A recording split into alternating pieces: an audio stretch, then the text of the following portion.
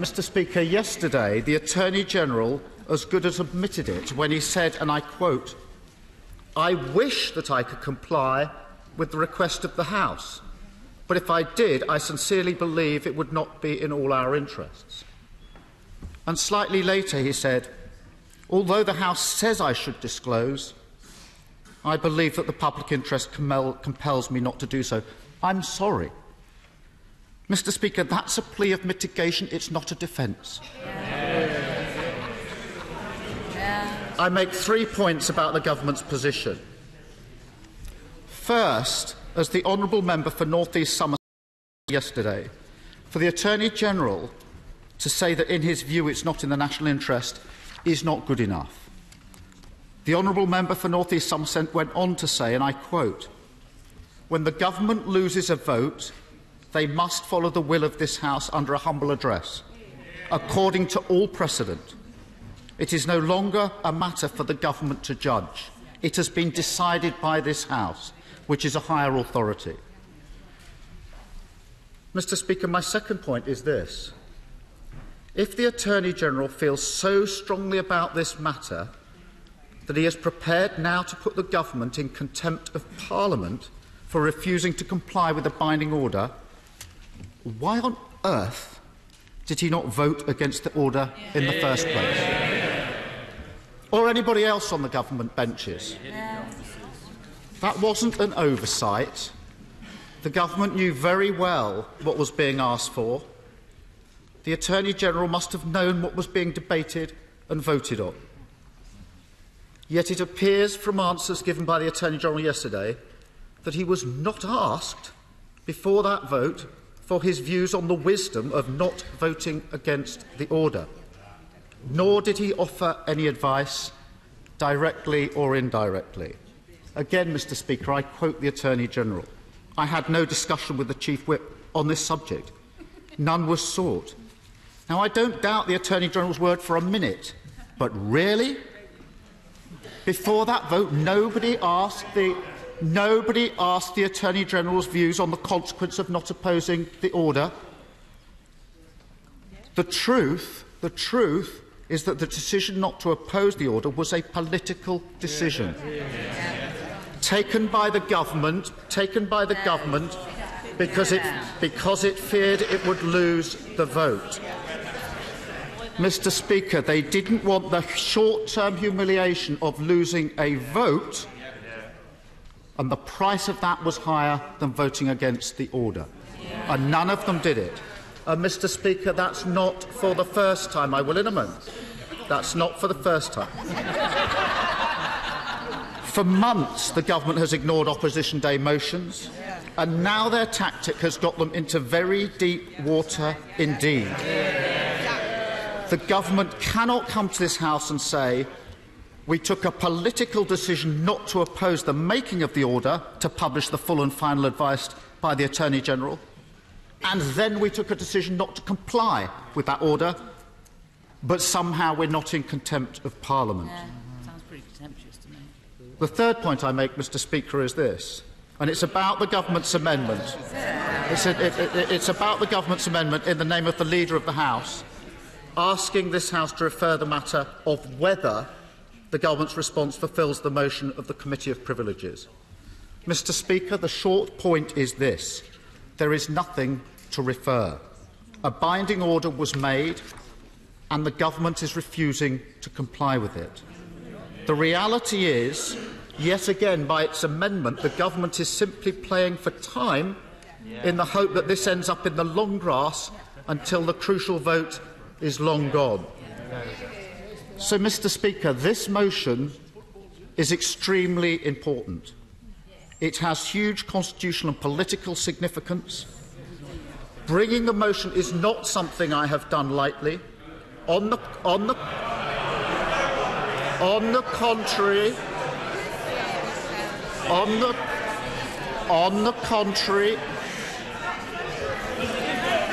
Mr. Speaker, on the contrary,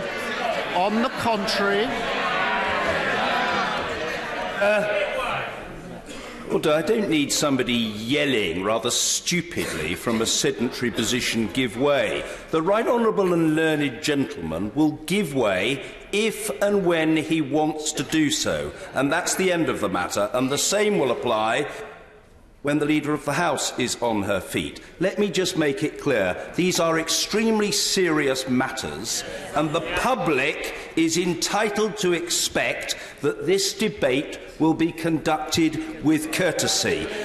However long it takes, that is what will happen. Keir Starmer. Thank you, Mr. Speaker. I've not taken the decision lightly because I understand the constitutional and political significance of this motion. On the contrary, we have raised points of order on a number of occasions about this order. We've asked urgent questions, and I have repeatedly urged the government to reconsider its position, both publicly and privately, making it clear of the consequence of not doing so. But the government has chosen not to do so. I urge the government now, even at this 11th hour, to think again, to stop, to pull back from the brink of being found in contempt of Parliament. This motion, Mr. Speaker, is a last resort. The issue before us is simple. This House passed a binding order. The government is wilfully refusing to comply with that order. That is contempt of Parliament.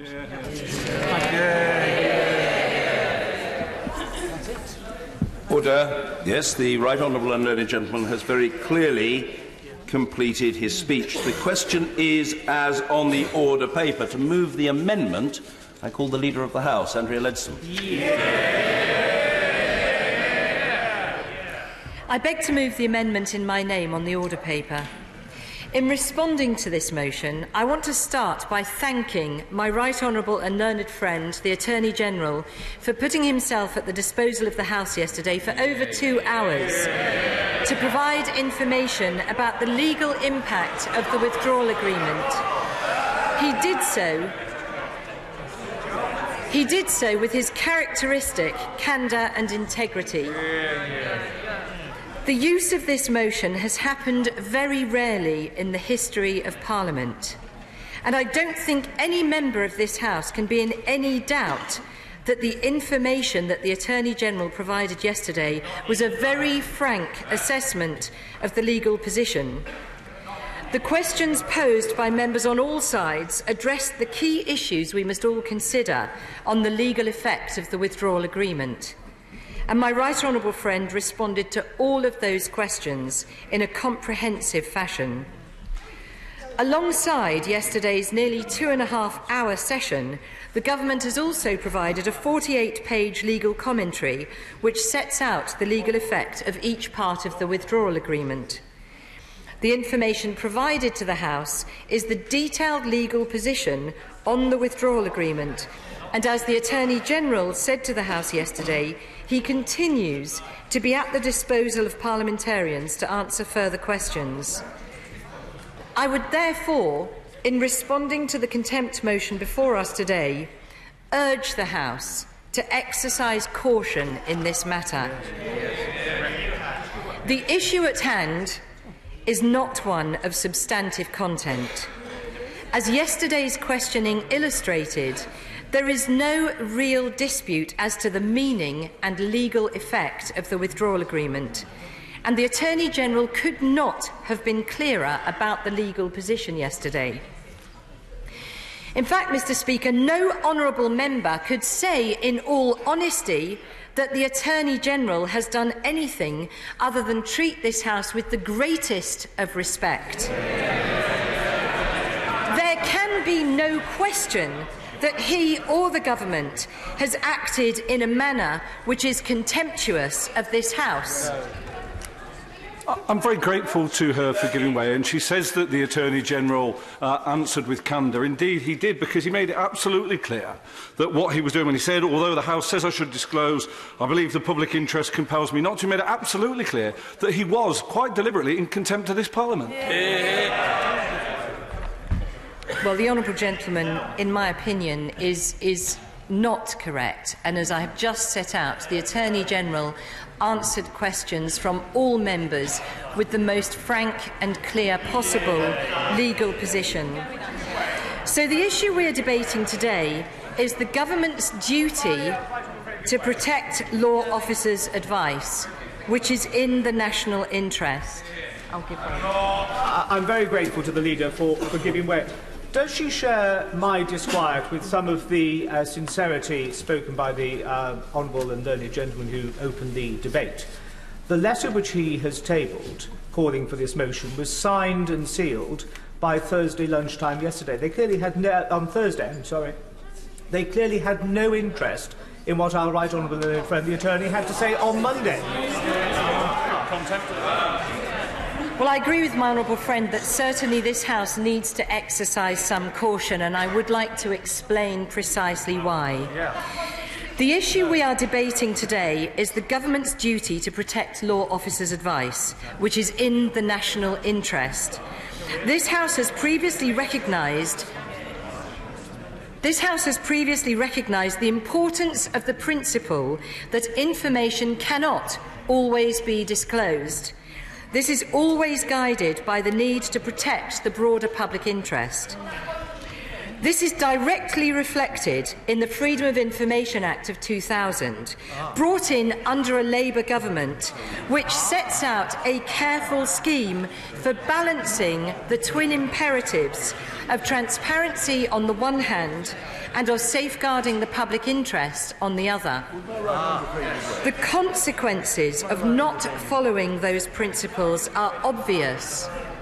The House might request, by way of a humble address, information that could compromise national security or which might put the lives of our troops in danger.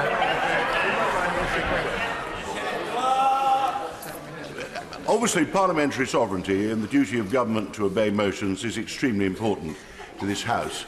But my honourable friend is rightly saying there's another problem of the confidentiality of legal advice, which Labour and Conservative governments also need as well. Isn't there a sensible solution to this, as opposed to this party political exchange at the moment, that the opposition agree to receive a confidential briefing on Privy Council terms, look at the documents, and have the attorney point out those parts which, in everybody's view, might damage the national interest, damage the negotiating position of any government of any party, and, in effect, agree to redact the documents, the politically embarrassing bits, which is what the opposition are after, and all the rest of it, they can come out. But with both these conventions, that the House must be obeyed and that the attorney's legal advice should be confidential, ought to be protected, and that's a possible way of reconciling the two. Well, I'm grateful for the advice of the Father of the House, but he will appreciate that the right honourable gentleman opposite wants all legal advice to be put into the public domain without any attempt at protecting the national interest whatsoever. And what he will appreciate, I won't give way for a while, the consequences of not following the principles of transparency on the one hand and safeguarding public interest on the other are very obvious. The House could request, by way of a humble address, information that could compromise national security. It would mean releasing information with no method for the House itself to review or assess the information in question before its full release into the public domain. It would not be possible under the humble address procedure to weigh up any potential consequences of such a disclosure. It is simply an irresponsible thing to do. Turning to the present case concerning law officers' advice. As this House is aware, this is the subject of very long-standing conventions which are enshrined in the Ministerial Code and recognised in Erskine May. Firstly, without the authorisation of the law officers, the fact that, or whether indeed their advice has been provided to government, should not be disclosed. Secondly, such advice must not be provided to those outside of government without the law officer's express authorisation. The purpose of these conventions are to provide the best possible guarantee that government business is conducted in the light of full and frank legal advice. This is a fundamental principle of the rule of law. If government knew that it might be forced to disclose the advice that it had received, it could seriously compromise the sorts of requests for advice that would be made, and it would totally impede the ability of the law officers and government lawyers to provide it. In turn, that would seriously compromise good government. This motion we're debating today would undermine these vital conventions, and it does so through the blunt instrument of the humble address, an arcane parliamentary procedure which until very recently was last used in this way in the 19th century.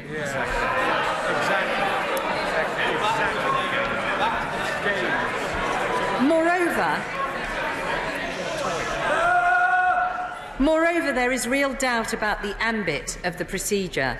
As I said earlier, it contains no mechanism by which information can be reviewed to ensure that its disclosure does not seriously harm the public interest. So, in considering today's motion, honourable members must reflect carefully on this and on the potential consequences not just for this government, but for all future governments. As this House knows, the government has worked extremely hard to comply with humble addresses that have previously been passed. And we have also sought to do so in response to the current case that we're debating today, whilst at the same time taking steps to protect the national interest. The conventions that I've spoken about stand and endure because they respect the proper balance between the government and Parliament, and the principle that ministers should be as open with Parliament as it is possible to be, provided that disclosure of information does not compromise the wider public interest. We chip away at them at our peril. Today's motion is not in the interests of members, and it is definitely not in the national interest. What we break now may be very difficult to fix later. I turn now to the contempt motion itself. Will the leader give way before moving on? I thank the leader for giving way. The leader has been commenting on the use of the humble address mechanism to compel the disclosure of information. We were told by the attorney yesterday this information would be prejudicial to the national interest. Isn't it impossible to debate openly in this House whether or not the information should be disclosed without knowing what that information is? And isn't it therefore more appropriate to make a decision about what may and may not be disclosed in some confidential tribunal analogous to a judge making that decision if a matter of disclosure arises in a court of law? Well, again, my honourable friend points out the problem that the right honourable gentleman's motion seeks for all information to be provided into the public domain without any ability of anyone on any side of the House to consider whether that would be in the national interest to do so. So I do want to turn now to the contempt motion itself. We recognise that concerns have been raised as to whether the government's response meets the terms and spirit of the motion agreed on the 13th of November. We consider that the spirit and intent of that motion has been fully complied with. As I said earlier, the government has now provided a 48-page paper setting out the legal effect of the withdrawal agreement, and the Attorney-General came to this House yesterday. Anyone present in the chamber for his statement and his subsequent responses to questions can be in absolutely no doubt that the Attorney-General gave a full... Order. The leader must resume her seat momentarily. Mr. Russell Moyle, you are a very excitable denizen of the House. If you were on your feet, you would be entitled to express your views. When you are in your seat, you are not. I hope that basic rubric is now clear to you and will require no further explanation. The Leader of the House, Andrea Leadsom. Thank you, Mr. Speaker. Anyone present in the chamber for the Attorney-General's statement and his subsequent responses to questions can be in absolutely no doubt that the Attorney-General gave a full and frank exposition of the legal position of the withdrawal agreement. I simply reject any suggestion that the Attorney-General has done anything other than treat this House with the greatest of respect. Turning to process, the motion before the House today seeks to find the Government in contempt of Parliament without having taken the important prior step of referring the matter to the Committee of Privileges, as is normally the case. This is a matter of due process. Firstly, those facing this extremely serious charge of contempt should each be given the opportunity to make their case and to follow the due processes of this House. Should be given the opportunity to explain how they have come to their decision about how best to balance the Government's responsibilities to Parliament with their ministerial duties, including the need to consider the national interest. That opportunity is a vital element of any such procedure. And in this mother of all parliaments, surely we are nothing if we don't uphold our own constitutional practices in the appropriate way. The Privileges Committee will also want to consider the question of compliance with the motion in its full constitutional and historical context. The Government would strongly welcome the committee having the opportunity to consider the more general scope of the motion for the humble address procedure, in particular as regards confidential information and the national interest. The committee could consider these complex matters in a full and impartial way, away from the heat of the present debate and in fulfilment of their parliamentary duty as established by this House. And I'm grateful to the Honourable Lady, the Chair of the committee, for the conversation she and I had today, where she agreed that her committee would be happy to consider that. The members of the committee are accustomed to the consideration of complex and contested issues. That is the very essence of their role. Although it would be for the House itself to reach a final determination on whether a contempt has been committed, it should do so on the basis of that full and impartial consideration of the facts by the Committee of Privileges. Therefore, I appeal to all of those honourable members right across this House that if they seek to pass this motion, they should refer it to the committee in line with our parliamentary procedures. And I urge all honourable members to support the Government's amendment.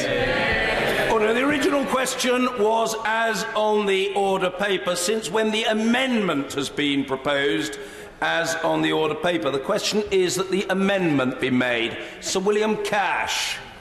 Thank you, Mr. Speaker. I must say that I found the answers given by the Attorney-General yesterday extremely difficult to understand in the terms in which they were expressed, relating to the national interest, when, of course, that is a question which is contained in the results of the referendum and the Withdrawal Act of 2018.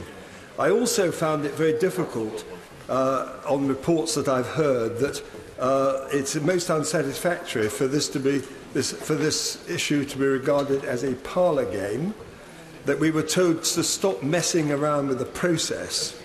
I have to say, and to grow up, I have to say that I do think that that somewhat underestimated the significance of what we are here dealing with.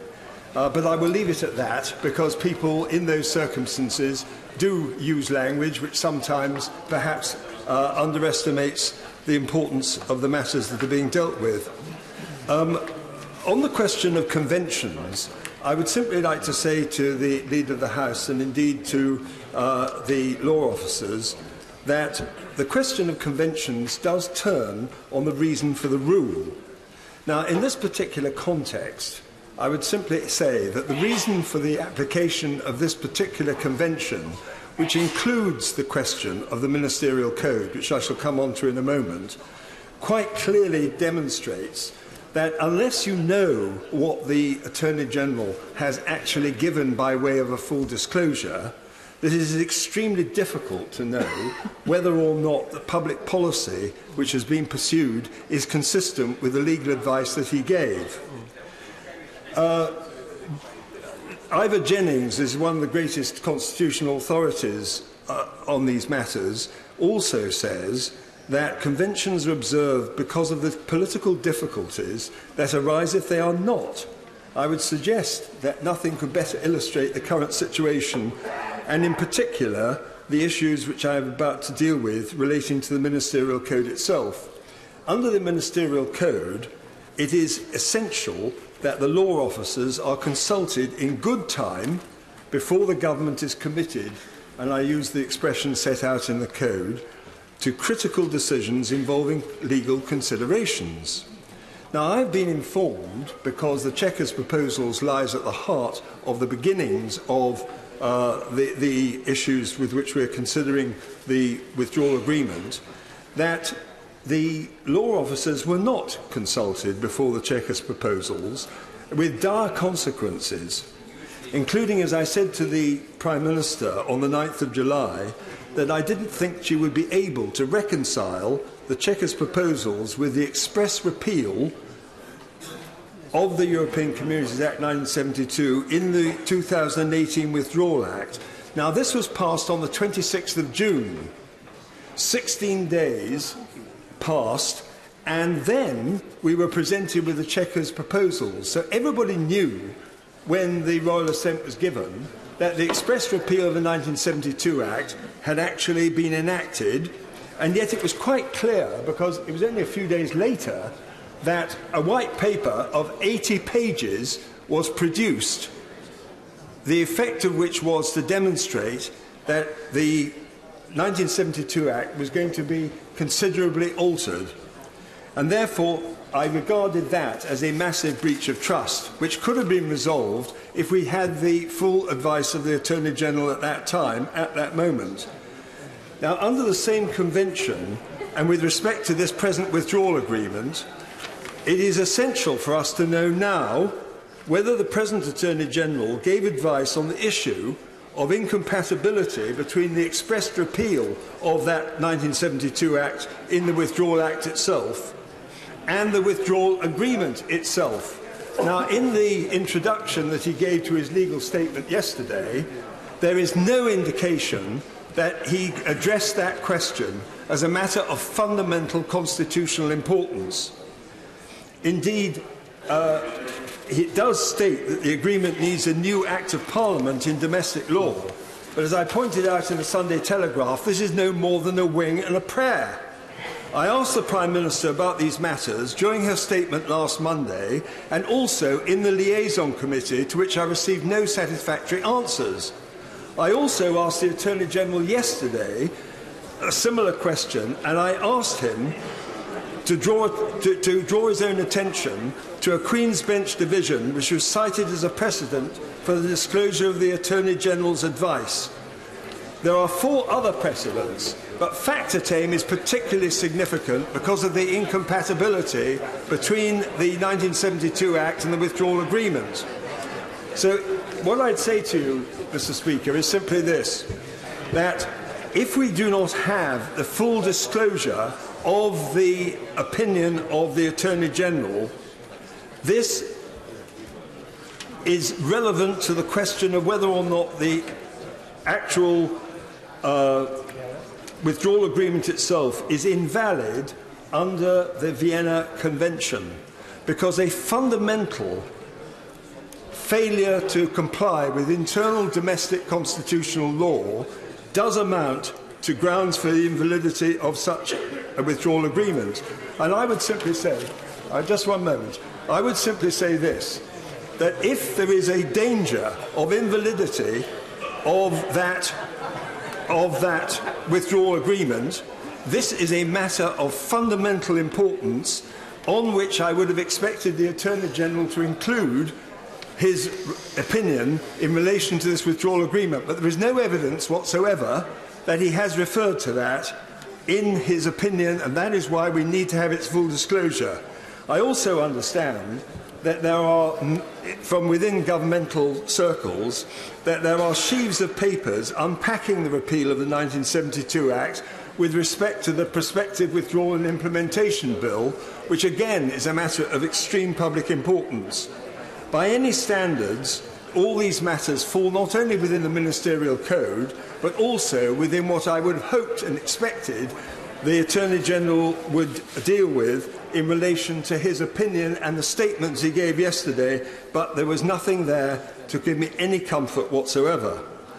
So I do think that to say that we should move on and that we should get real and that what he thought was in the national interest does also bear on the question of whether, in fact, the Withdrawal Act of 2018 is not a matter of extreme public interest and fundamental importance. And the failure to address that question in the introduction and in the legal statement does seem to me to be a mistake of the first order, and furthermore to be inconsistent with what I would have expected from the legal opinion of the Attorney-General. Could I just add this? As to the role of the Attorney-General, I simply refer to the authoritative work, The Attorney-General, Politics and the Public Interest, published in 1984 and written by Professor John Edwards. In his chapter dealing with ministerial consultations with the law officers, it is made clear that all the legal advisers from all departments in the whole of government ultimately will turn on the view of the Attorney-General. As he states, there will be times when the departments proposed, when the Attorney-General, perceiving the legal implications of a department's proposed action, in this case number 10 and the Department of DEXU, will find it necessary to oppose himself a minister's preferred policy. And such opposition must also derive from the legal implications of the proposed policy. For the government, he says in this authoritative work, to reject such advice would be quite exceptional and would reasonably lead to serious questioning by the Attorney-General himself of his continuing to serve as the government's chief legal adviser. That appears on page 190. Without full public disclosure of his opinion, it will be impossible to get to the bottom of all these considerations, which are at the heart of the issue of public trust, to which the Secretary of State referred regarding the Manifesto of 1985 and the reasons for his resignation, and the conduct of the government, to which I have referred myself in terms of broken promises by the government in the House recently. I would simply add that the reason why my European Scrutiny Committee is making a full inquiry into this, in a nutshell, is this: that we want to get to the bottom of the conduct and the processes and the outcome of these negotiations, and we will do so by taking evidence, and I trust that the government will take note of the seriousness of the suggestions and the arguments that I'm putting forward, because they go to the heart of public trust, the vote itself, the repeal of the 1972 Act, and also whether or not the Attorney-General has fully addressed an opinion to which we have a right, in my opinion, to see the consequences for the withdrawal agreement of the opinion that he has given, and the question of whether or not it is really in the public interest for it not to be disclosed. Thank you, Mr. Speaker. Can I start by commending those honourable and right honourable members who have secured this debate, and thanking you for allowing it. Can I also pay tribute to the stamina of my honourable friend from North East Fife and others of my colleagues who last night assured that you would have ample time to consider the response to the original application. Mr. Speaker, later today, we begin 5 days of debate on possibly the most important peacetime decision this Parliament will ever take. Today also, Ofsted has described the government's treatment of thousands of vulnerable school children in England as a national scandal. We have a major investigation into the alleged profiteering with funeral companies. We've had reports from a UN Special Rapporteur and the Joseph Rowntree Foundation highlighting the appalling poverty that exists in this, one of the wealthiest economies in the world. What's that got to do with the motion before us just now, Mr. Speaker? Because the only reason that we are allowed to discuss those things openly and without fear, indeed the only reason we're allowed to know most of those things, is because the power of the state to stop us from knowing is tempered by the rights of a democratically elected Parliament. Not tempered nearly enough, in my humble opinion. The Parliament is not democratically enough elected, in my humble opinion. But we do have an elected Parliament to hold back on the excesses of the state, to hold back in the excesses of the government. And that is what today's motion is all about. A Parliament of 650 people, each one of us entrusted to exercise sovereignty on behalf of those who sent us here. A contempt of this Parliament is a contempt for the fundamental principle of the sovereignty of the people. A contempt of this Parliament is a contempt for the people. A government that seeks to place itself above the express will of this Parliament is a government in contempt of the people, and it is a government that has already taken a dangerous step down the road from democracy towards dictatorship. And today's debate is not about the rights and wrongs of the original motion as presented to the House on the 13th of November, because astonishingly enough, the time for debate on those questions was the 13th of November. So let's not spend time today on questions of convention and precedence, of confidentiality of legal advice and of when that confidentiality should be waived. The time for that debate has gone. The time for opposition to the terms of that motion was when you, Mr. Speaker, called the question. And at that point, the government instructed its members to do nothing. The government instructed its members not to oppose that motion. I welcome the degree of humility they're shown in now admitting that they got it wrong. But the government got it wrong is not an excuse for the government unilaterally to seek to change the wording or the meaning behind a decision, a binding decision that has been made by this Parliament. The government seem to have decided they can change that meaning. They've got the audacity to come back here yesterday and today and tell Parliament that they, and not Parliament, know what it was that Parliament decided and know what it was that Parliament meant when we took that decision. Mr. Speaker, they are placing themselves above Parliament. They are placing themselves in contempt of Parliament. And as for the legal position document published yesterday that was going to fix it all, that could hardly have been more patronising if they'd had pictures to colour in and rejoin the dots, puzzles every so often, just to keep us interested. It was not a legal position by any accepted definition of those terms. It was an attempted sop, possibly at some of their own MPs, who I know are in a very difficult position just now, struggling between their understandable loyalty to the government, to the party, to individual ministers, and their overriding loyalty to the people and to this Parliament. And as the Right Honourable Member for Holborn St Pancras has pointed out, the government have made a habit of not turning up if they think they're going to lose. Maybe the problem is they get so used to being allowed to ignore the views and the opinions of Parliament, they forgot that sometimes Parliament takes decisions that they are not allowed to ignore. Maybe that's why they're so upset now.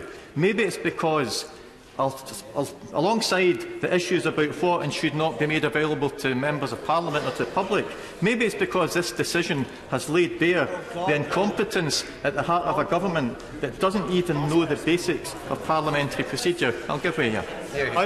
I thank the honourable gentleman for giving way, and I'm just wondering if this commitment to openness now means that he will be asking the Scottish legal officer to publish all of her advice in the Scottish Parliament in future.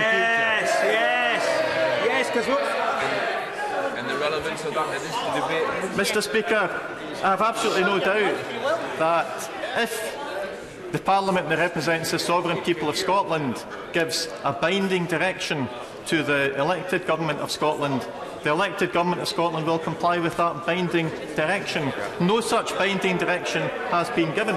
But let's not, Mr. Speaker, let's not try to deflect attention from the clear and blatant contempt that has been committed against this House with completely false accusations of contempt elsewhere.